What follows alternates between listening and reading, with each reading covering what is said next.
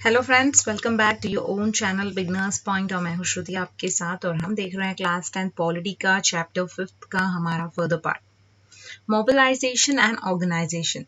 Mobilisation का मतलब होता है कि लोगों को इकट्ठा करना, और ऑर्गेनाइजेशन जैसे हमें पता ही है कि बहुत सारे लोगों या ग्रुप्स को मिलकर जो चीज बनी होती है, ग्रुप जो बना होता है, that is organisation. Let us go back to our two examples and look at the organisations that made the struggle successful. हम पीछे जाएंगे और हमारे वो दो एग्जाम्पल्स देखेंगे जहां पर ऑर्गेनाइजेशंस थी जिन्होंने उनके स्ट्रगल्स को सक्सेसफुल बनाया था। We noted that the call for independent strike was given by SPA. हमने ये नोटिस किया था या देखा था कि जो लोगों को बुलाया गया था इस स्ट्राइक के लिए, जो इंडेफिनेट स्ट्राइक थी, मतलब वो स्ट्राइक कब खत्म होगी जिसका कोई भी मतलब पता नहीं था, ऐसा कि उसका समय खत्म होने के समय का कोई ठिकाना नहीं, उसे इंडेफिनाइट बोलते हैं। तो ऐसी स्ट्राइक के लिए एसपीए ने लोगों को बुलाया था। एसपीए मतलब 7 पार्टी अलायंस ने नेपाल में। दिस अलायंस इंक्लूडेड, और इस अलायंस के अंदर कुछ बिग पार्टीज भी थी that had some members in the parliament, और उन पार्टीज के कुछ मेंबर्स जो थे पार्लियामेंट में थे। But the SPA was not the only organisation behind this mass upsurge. और ये बड़े से अपसर्ज के लिए, अपसर्ज मतलब ये जो इतना बड़ा सा कोई चीज में एकाएक चेंज आ जाना, मतलब अचानक से इतना ज्यादा एक लहर सोच सकते हैं, वृद्धि जिस तरह से हुई थी इस केस में, तो वो एसपीए उसके लिए अकेला जिम्मेदार नहीं था। ये प्रोटेस्ट जो था was join by Nepalese communist party. Nepalese के कम्युनिस्ट पार्टी ने भी इस प्रोटेस्ट को ज्वाइन किया था, जिन्हें माओइस्ट कहा जाता है, which did not believe in parliamentary democracy, जो पार्लियामेंट्री डेमोक्रेसी में बिलीव नहीं करते थे। This party was involve in an arm struggle, और ये पार्टी भी जुड़ी आर्म स्ट्रगल में, मतलब जब लड़ाई हुई या युद्ध हुआ तो उसमें वो लोग भी उनके साथ में जुड़े, अगेंस्ट द नेपाली गवर्नमेंट, जो नेपाली गवर्नमेंट के अगेंस्ट में थे, and had establish it's control over large part of Nepal. और इस तरह से उन्होंने अपना जो कंट्रोल है वो एक लार्ज पार्ट ऑफ नेपाल पर एस्टैब्लिश कर लिया। The struggle involve many organisation, इस स्ट्रगल में बहुत सारी ऑर्गेनाइजेशंस इन्वॉल्व थी, other than political parties, political parties को छोड़कर, मतलब पॉलिटिकल पार्टीज तो थी ही, इनके अलावा भी बहुत सारी अदर ऑर्गेनाइजेशंस भी इसके अंदर इस स्ट्रगल में इन्वॉल्व थी।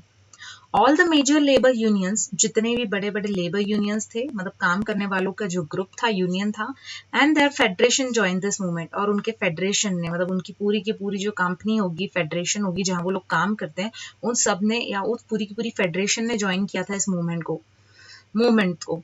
Many other organisations like organisation of indigenous people, बहुत सारे अलग अलग ऑर्गेनाइजेशंस कह सकते हैं जिसमें जुड़े हुए थे। तो ऑर्गेनाइजेशंस में इंडिजियस पीपल्स, टीचर्स, लॉयर्स, ये सारे ही लोग कह सकते हैं कि उसमें जुड़े हुए थे। और ये जो कह सकते हैं कि peoples, teachers, lawyers, human right groups जो थे, वो सारे के सारे लोग इसमें जुड़े हुए थे, और इन्होंने एक्सटेंड किया था सपोर्ट को अपने, मतलब इन्होंने इस मोमेंट में अपना सपोर्ट दिया था। मतलब हम कह सकते हैं कि नॉर्मल लोग, teacher, lawyer, human right groups जो थे, वो सारे के सारे इस ग्रुप को बढ़ाने में सपोर्ट कर रहे थे। The protest against water privatisation in Bolivia, जो हमने बोलिविया का केस देखा था जहां पर वाटर प्राइवेटाइजेशन की बात चल रही थी, तो जो उसके खिलाफ प्रोटेस्ट हुआ था was not led by any political party, वो किसी पॉलिटिकल पार्टी ने शुरू नहीं किया था। It was led by an organisation, वो एक ऑर्गेनाइजेशन के थ्रू शुरू किया गया था, जिसे फेडेकोर नाम की ऑर्गेनाइजेशन ने इस प्रोटेस्ट को शुरू किया था, जो बोलिविया में हुआ था वाटर प्राइवेटाइजेशन के अगेंस्ट में। This organisation compressed of local professional, और इस ऑर्गेनाइजेशन में फेडेकोर में कौन कौन लोग थे, तो इस ऑर्गेनाइजेशन में लोकल प्रोफेशनल्स थे, जिसके अंदर इंजीनियर्स और एनवायरमेंटलिस्ट्स आते थे। They were supported by the federation of farmers, और उन्हें किसने सपोर्ट किया, तो जो पूरे फार्मर्स का फेडरेशन था, पूरा फार्मर का जो ग्रुप था, उन्होंने उसे सपोर्ट किया। हु रिलाइड ऑन इरिगेशन, क्योंकि वो पानी के लिए, इरिगेशन के लिए पानी पर डिपेंड थे।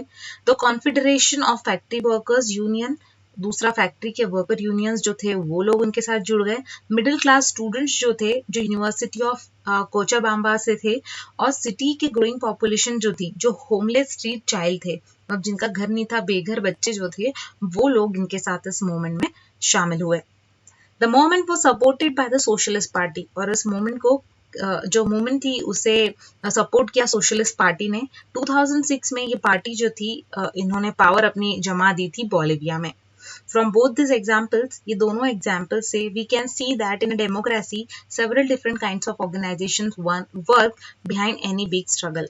और इसके थ्रू ये बोथ एग्जाम्पल्स, ये दोनों एग्जाम्पल्स से हमें एक चीज ध्यान में आती है कि डेमोक्रेसी में अलग अलग डिफरेंट काइंड्स के ऑर्गेनाइजेशंस वर्क करती हैं एक बड़े स्ट्रगल के पीछे भी।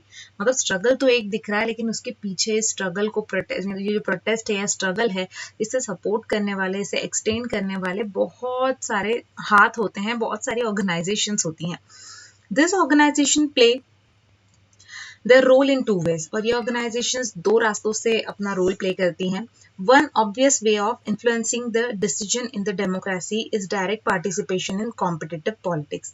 पहला रास्ता तो obviously influence करना, मतलब बढ़ावा देना डिसीजन को डेमोक्रेसी में, ये डायरेक्ट पार्टिसिपेशन का पार्ट है कॉम्पिटिटिव पॉलिटिक्स में।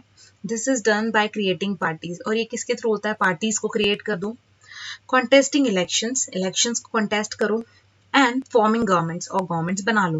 But every citizen does not participate so directly. लेकिन हर एक इंसान इस तरह से डायरेक्टली पार्टिसिपेट नहीं हो सकता। They may not have the desire, the need and the skill to take part in direct political activity other than voting. उन लोगों को ना तो, कुछ लोग ऐसे होते हैं जिनके अंदर वो डिजायर नहीं होती, किसी के अंदर वो जरूरत नहीं होती है, किसी के अंदर वो स्किल नहीं होती कि वो डायरेक्ट पॉलिटिकल एक्टिविटी में पार्ट ले सके वोटिंग के बिना। There are many direct ways in which people can get government to listen to their demands or their point of view. और अलग भी बहुत सारे इनडायरेक्ट रास्ते हैं जिससे कोई भी इंसान जो है, लोग जो हैं, गवर्नमेंट से अपनी बात मनवा सकते हैं, अपने डिमांड्स जो हैं, अपने पॉइंट ऑफ व्यू जो है गवर्नमेंट को बता सकते हैं। They could do so by forming an organization and undertaking activities to promote their interest on their viewpoint. वो लोग क्या कर सकते हैं कि एक ऑर्गेनाइजेशन बना सकते हैं और उसमें कुछ एक्टिविटीज को अंडरटेक कर सकते हैं, मतलब अपने अंडर में ले सकते हैं एक्टिविटीज को जो प्रमोट करेंगी उनके इंटरेस्ट को भी, और वो क्या गवर्नमेंट से चाहते हैं उनके व्यू पॉइंट को भी गवर्नमेंट को वो शो कर सकेंगे। ऐसी ऑर्गेनाइजेशन वो फॉर्म कर देते हैं। This are called interest groups और प्रेशर ग्रुप्स, और ऐसे ग्रुप्स को इंटरेस्ट ग्रुप या प्रेशर ग्रुप कहा जाता है। Sometimes people decide to act together without forming organization. और कभी कभी तो पीपल्स जो हैं एक साथ काम करने के लिए तैयार हो जाते हैं, वो कोई ऑर्गेनाइजेशन फॉर्म नहीं करते, कोई ऑर्गेनाइजेशन नहीं, कोई नाम नहीं देता ऑर्गेनाइजेशन को, बस अपने मन से ही सभी के सभी एक साथ आ जाते हैं और वो इस तरह से उनका एक ग्रुप बन जाता है जो इस चीज के लिए गवर्नमेंट से डिमांड करता है, जो भी उनकी डिमांड होगी उनके लिए।